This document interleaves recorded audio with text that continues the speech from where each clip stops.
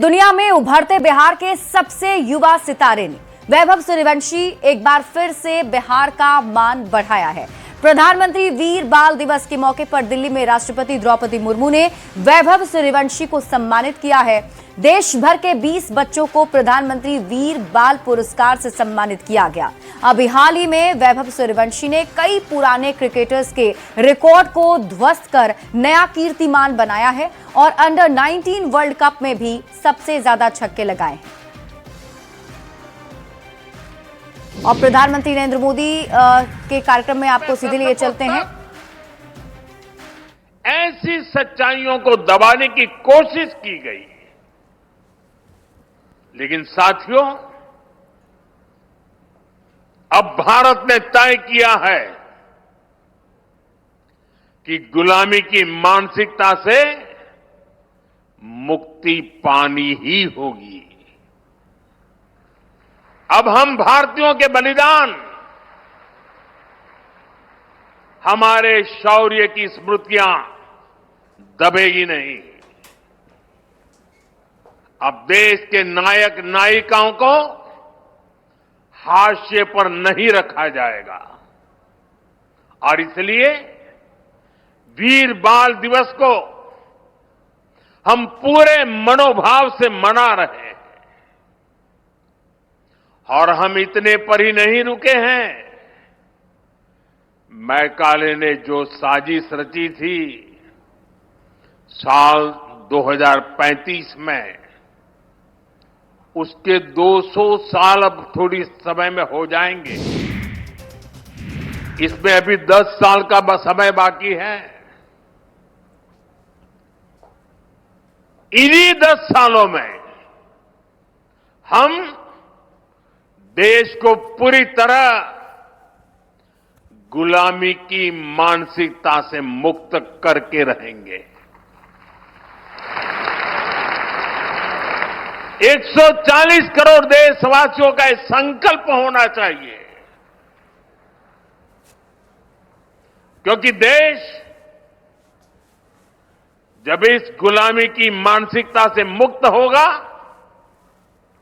उतना ही स्वदेशी का अभिमान करेगा, उतना ही आत्मनिर्भरता की दिशा में आगे बढ़ेगा।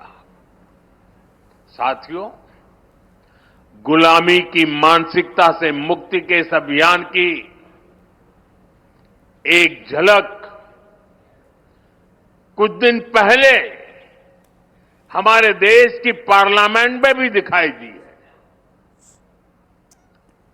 अभी संसद के शीतकालीन सत्र में सांसदों ने हिंदी और अंग्रेजी के अलावा दूसरी भारतीय भाषाओं में लगभग 160 भाषण दिए। करीब 50 भाषण तमिल में हुए, 40 से ज्यादा भाषण मराठी में हुए, करीब 25 भाषण बांग्ला में हुए। दुनिया की किसी भी संसद में ऐसा दृश्य मुश्किल है। ये हम सब के लिए गौरव की बात है। भारत की इस लैंग्वेज डायवर्सिटी को भी मैकाले ने कुचलने का प्रयास किया था। अब गुलामी की मानसिकता से मुक्त होते हमारे देश में भाषाई विविधता हमारी ताकत बन रही है। साथियों, यहां मेरा युवा भारत संगठन से जुड़े इतने सारे युवा यहां उपस्थित हैं। एक तरह से आप सभी जैन जी हैं।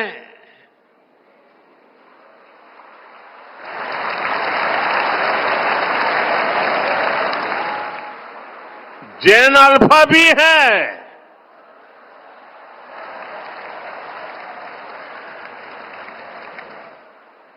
आपकी जनरेशन ही भारत को विकसित भारत के लक्ष्य तक ले जाएगी।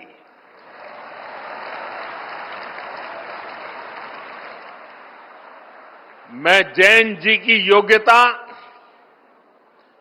आपका आत्मविश्वास देखता हूं, समझता हूं और इसलिए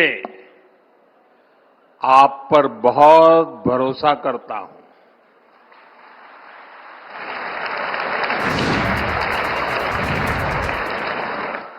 हमारे यहां कहा गया है,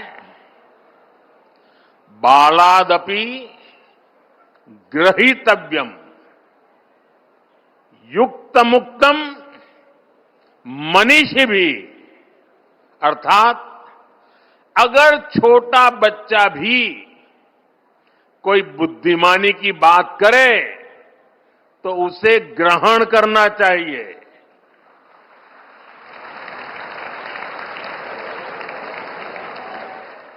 यानी उम्र से कोई छोटा नहीं होता और कोई बड़ा भी नहीं होता।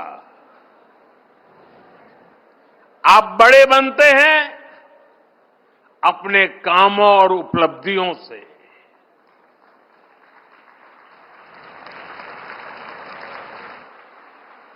आप कम उम्र में भी ऐसे काम कर सकते हैं कि बाकी लोग आपसे प्रेरणा लें। आपने बढ़ते हैं आगे और बात अगली खबर की। लखनऊ में राष्ट्रीय प्रेरणा स्थल के उद्घाटन के बाद गमलों के लूट की तस्वीरें सामने आई। गुरुवार को पूर्व प्रधानमंत्री अटल बिहारी वाजपेयी की 101वीं जयंती पर पीएम मोदी ने गोमती नदी के किनारे बने भव्य राष्ट्रीय प्रेरणा स्थल का उद्घाटन किया था और इस राष्ट्रीय स्मारक को फूलों के गमलों से सजाया गया था। लेकिन कार्यक्रम खत्म होने के बाद ही वहां माहौल बिल्कुल बदल गया। कुछ लोग सड़क किनारे सजावट के लिए लगाए गए गमलों को लेकर जाने लगे। गमलों की चोरी का ये वीडियो सोशल मीडिया पर वायरल हो रहा है और इस वीडियो में कुछ लोग गाड़ियों में लाद कर ले जाते नजर आ रहे हैं। सजावट के लिए इन गमलों को लखनऊ विकास प्राधिकरण और नगर निगम में लगवाया गया था। लखनऊ में गमला चोरी करने के लिए लोग लग्जरी कार से पहुंचे थे। लग्जरी गाड़ी से गमला ले जाते लोग न्यूज 18 के कैमरे में कैद हुए। न्यूज 18 के कैमरे को देखकर कार सवार लोगों ने गमले को सड़क पर रख दिया और सिर्फ कार सवार ही नहीं बल्कि स्कूटी से आए लोगों ने भी कैमरे के सामने गमला की चोरी की। जो तस्वीर इस समय हम आपके टीवी स्क्रीन पर दिखा रहे हैं वो आज सुबह की तस्वीर है, जिसमें स्कूटी सवार सड़क किनारे लगे गमले को उठाकर अपने साथ ले जाते दिख रहे हैं।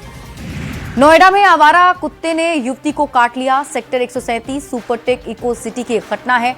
ब्रिगेडियर की बहू को कुत्ते ने काटा है। पालतू कुत्ते के साथ युवती जा रही थी और तभी उसे काटा है। कुत्ते के काटने की घटना सीसीटीवी कैमरे में कैद हो गई है। खबर आपको अयोध्या से बताते हैं, जहां कड़ाके की ठंड और शीतलहर के बावजूद रामनगरी अयोध्या में श्रद्धालुओं की आस्था ठंड पर भारी पड़ती नजर आ रही है। लगातार गिरते तापमान और घने कोहरे के बीच भी श्रद्धालुओं की संख्या में इजाफा हो रहा है। तड़के ही श्रद्धालु सरयू नदी में आस्था की डुबकी लगाकर रामलला के दर्शन के लिए मंदिर की ओर बढ़ते हैं। राम जन्मभूमि परिसर और हनुमानगढ़ी में श्रद्धालुओं की भारी भीड़ देखने को मिल रही है। भीषण ठंड के बावजूद भक्तों का उत्साह कम नहीं हुआ। जय श्री राम के जयकारों से पूरी रामनगरी गूंज रही है। श्रद्धालु घंटों लाइन में खड़े होकर दर्शन पूजन कर रहे हैं। एमपी के ग्वालियर में कैलाश खेर के लाइव शो के दौरान उस वक्त हंगामा मच गया जब भीड़ अचानक बेकाबू हो गई। हालात इतने ज्यादा बिगड़ गए कि कैलाश खेर को बीच में ही अपनी परफॉर्मेंस रोकनी पड़ी और स्टेज से लोगों से संयम बरतने की अपील करनी पड़ी। जानकारी के मुताबिक क्रिसमस के मौके पर ग्वालियर के मेला मैदान में एक भव्य कार्यक्रम का आयोजन किया गया था और इसी कार्यक्रम में कैलाश खेर अपनी प्रस्तुति दे रहे थे। शो के दौरान अचानक दर्शकों की भीड़ बैरिकेड्स को तोड़ते हुए स्टेज की ओर बढ़ने लगी और भीड़ के स्टेज तक पहुंचने से अफरा तफरी मच गई। इस स्थिति को देखते हुए कैलाश खेर ने गाना रोक दिया और स्टेज से कहा, आप जानवरों जैसा व्यवहार कर रहे हैं, प्लीज ऐसा मत कीजिए। इसके बावजूद हालात सामान्य नहीं हो सके और सुरक्षा कारणों से कार्यक्रम को बीच में ही बंद करना पड़ा। ठंड में राजधानी पटना में चोरी की घटना काफी ज्यादा बढ़ गई है। चोर दुकानों के शटर काटकर चोरी की घटना को अंजाम दे रहे हैं, जिससे पुलिस की रात्रि गश्ती पर भी सवाल उठ रहे हैं। मामला अनीशाबाद का है, जहां दवा दुकान में चोरी की गई। सीसीटीवी कैमरे में साफ दिख रहा है कि चोर आराम से शटर काटकर घुसते हैं, चोरी की घटना को अंजाम देते हैं और आराम से निकल जाते हैं। लेकिन पुलिस की रात्रि गश्ती दल का कोई अता पता नहीं। रेलवे का बढ़ा हुआ किराया आज से लागू हो गया है। रेलवे मंत्रालय ने गुरुवार को ट्रेन टिकट किराए में बढ़ोतरी की अधिसूचना जारी की। आज से ट्रेनों में सफर करना थोड़ा महंगा हो जाएगा। इस बढ़े हुए किराए के तहत 215 किलोमीटर से अधिक की यात्रा पर साधारण श्रेणी के किराए में प्रति किलोमीटर 1 पैसा और मेल एक्सप्रेस ट्रेनों की नॉन एसी श्रेणियों तथा सभी ट्रेनों की एसी श्रेणी में प्रति किलोमीटर 2 पैसे की बढ़ोतरी की गई है। 500 किलोमीटर की यात्रा पर आपको 10 रुपए ज्यादा देने होंगे। द्वितीय श्रेणी ऑर्डिनरी ट्रेनों के किराए में 2025 किलोमीटर तक कोई बढ़ोतरी नहीं की गई। वहीं अगर आपने पहले टिकट बुक कर लिया है तो एक्स्ट्रा चार्ज नहीं देना होगा।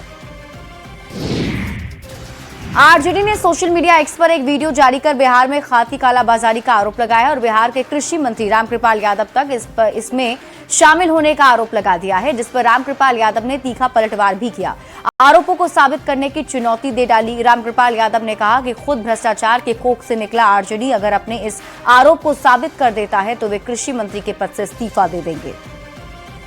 जनता दल चोर है, खुद भ्रष्टाचारी है और यही मचा रहा है शोर, जिसका जो राष्ट्रीय जनता दल का जो जिस गर्भ से निकला है वो गर्भ है भ्रष्टाचार। मैं चैलेंज करता हूँ कि इस आरोप को प्रूफ कर दे कि मेरा किसी तरह का कोई इन्वॉल्वमेंट है, मेरे संरक्षण में ये सब हो रहा है, और जिसको प्रूफ कर देगा मैं इस्तीफा कर लूँगा। मैं वो आदमी हूँ जो सत्ता सुख के प्राप्ति के लिए नहीं, समाज की सेवा के लिए, और ख़ास तौर पर कृषि मंत्रालय जैसा महत्वपूर्ण विभाग माननीय मुख्यमंत्री जी ने मुझे दिया है, तो मैं अपने दायित्वों का निर्वहन शुरू कर दिया हूं। और मेरा ही डायरेक्शन है कि किसानों को कोई भी तकलीफ पहुंचाने वाले बचेंगे नहीं हमारे अधिकारी। बीजेपी नेता और बिहार के कृषि मंत्री रामकृपाल यादव ने तेजस्वी यादव को लेकर बड़ा बयान दिया। रामकृपाल यादव ने कहा कि तेजस्वी यादव की पार्टी खत्म हो चुकी है, वे बिहार चुनाव में मिली हार को बर्दाश्त नहीं कर पा रहे हैं और जनता के बीच जाने में उन्हें शर्म आ रही है, लिहाजा वे भाग कर विदेश चले गए। इतना ही नहीं, रामकृपाल यादव ने एक और बड़ा बयान दिया कि आरजेडी के 25 विधायक बीजेपी के संपर्क में हैं और वे किसी भी वक्त बीजेपी में शामिल भी हो सकते हैं। तेजस्वी 0 पर आउट हो जाएंगे।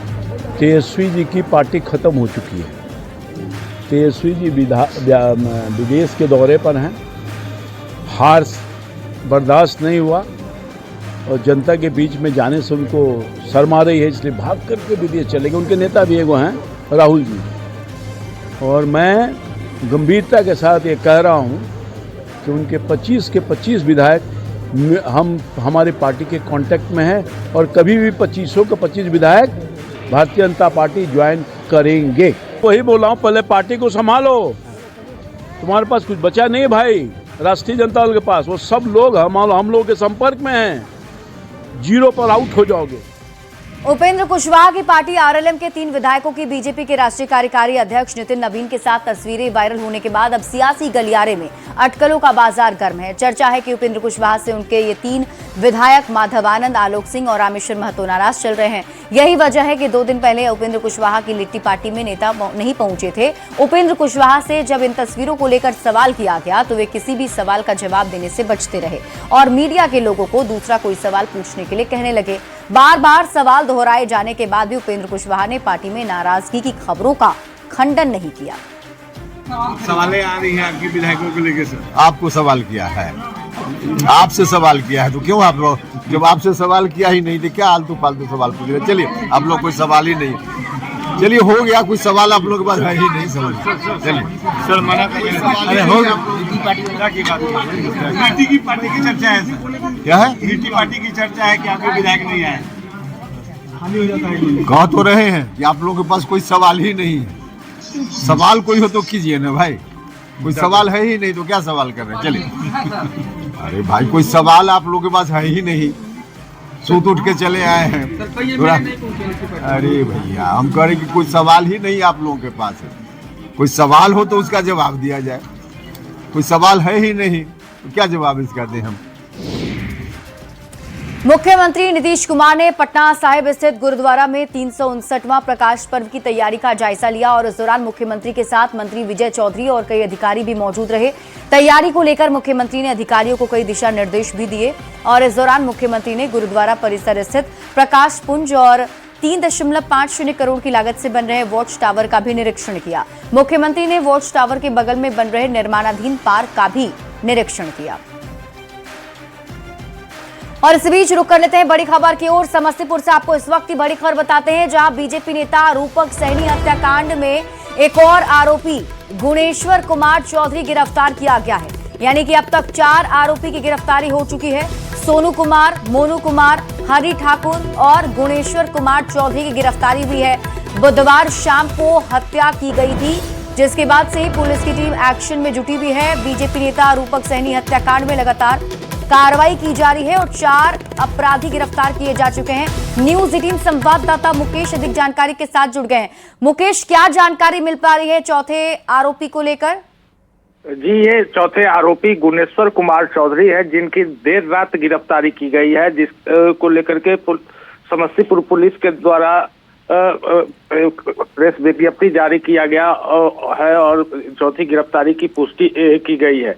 आपको बता दें कि ये हत्याकांड के बाद से इस पर काफी राजनीति भी शुरू हो गई थी कि भाजपा कार्यकर्ता की हत्या एनडीए के शासन के दौरान हो जाती है और जब खुद गृह मंत्री के रूप में सम्राट चौधरी होते हैं और इस पर कई तरह की राजनीति हुई। पुलिस एक्शन में आई, पहले 2 गिरफ्तारी हुई सोनू और मोनू की, उसके बाद तीसरी गिरफ्तारी हरि ठाकुर के रूप में हुई और चौथी गिरफ्तारी गुणेश्वर कुमार चौधरी के रूप में हुई है। लेकिन सबसे बड़ा सवाल है, जिस हथियार से इस हत्याकांड को अंजाम दिया गया है, उस हथियार को अभी तक पुलिस नहीं बरामद कर पाई है। हालांकि सोनू की जब गिरफ्तारी हुई थी उसके जेब से एक कारतूस पुलिस ने बरामद किया है जी। और फिलहाल अभी जो है पुलिस इस मामले में लगातार कार्रवाई में जुटी हुई है। मुकेश, आपसी रंजिश की बात सामने आ रही थी, क्या अब ये स्पष्ट हो पाया कि आखिर हत्या किस वजह से की गई थी? जी, करीब 8 महीने पहले ये जो जानकारी मिला है, जो लोग का आरोप है वो शराब एवं अन्य नशे के कारोबार से जुड़े होने की बात आरोप लगाया गया था और उसी को लेकर के शुरुआती दौर में विवाद हुआ था और उसको लेकर के थाना में ये जो मृतक है उनके परिवार वालों के द्वारा 2 प्राथमिकी दर्ज कराई गई थी और एक में चार्जशीट दाखिल हुई थी। आप इस खबर पर नजर बनाकर रखिए। शुक्रिया इस अपडेट के लिए और फिलहाल यार एक छोटे से ब्रेक के लिए जल्द लौटते हैं वापस।